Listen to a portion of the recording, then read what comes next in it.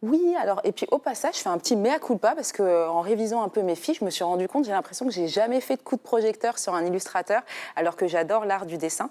Et donc, je fais un coup de projecteur sur Roland Polman, qui est un dessinateur ivoirien.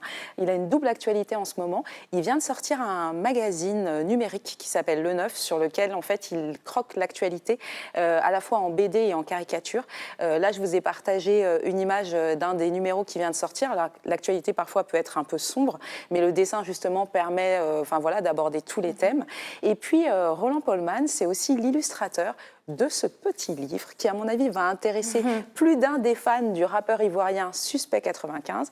Le livre s'appelle Les 10 commandements du syndicat. Donc le syndicat, c'est un peu le nom qui est donné à l'ensemble des fans de ce rappeur. Alors en fait, Roland Polman, lui, il a fait un double travail. C'est-à-dire que déjà, il a fallu croquer, dessiner Suspect 95. Donc, on va pouvoir le voir à l'écran, voir comment il s'y est pris, quel coup de crayon il a fait pour qu'on puisse le reconnaître et en même temps qu'il y ait une petite touche humoristique. Et puis, il a dû illustrer donc, ces fameux 10 commandements du syndicat. Je vous en lis juste un. C'est très drôle. En fait, à chaque fois, on a le nom du commandement et puis, du coup, l'explication et ce qu'il faut faire et ce qu'il ne faut pas faire.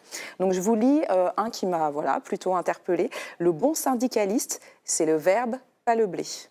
Donc, il est évidemment beaucoup question d'argent. Alors, par exemple, à ne pas faire, c'est ne pas inviter la fille qu'on drague en restant sur son téléphone. C'est vrai que ce serait un peu dommage. Oui. Et à faire, en revanche, c'est parler avec elle, la mettre en confiance, mais aussi avoir soi-même confiance en soi. Voilà. Donc, tout un programme. Et vous le savez, à chaque fin de rubrique à l'affiche, je propose une action de la semaine. Et là, du coup, inspiré par le travail de Roland Polman, je vous propose d'écrire les 10 commandements de votre année 2022 qu'on vient d'entamer. Là, donc, voilà. Ok, vaste programme, on va y réfléchir. Merci beaucoup, Laure.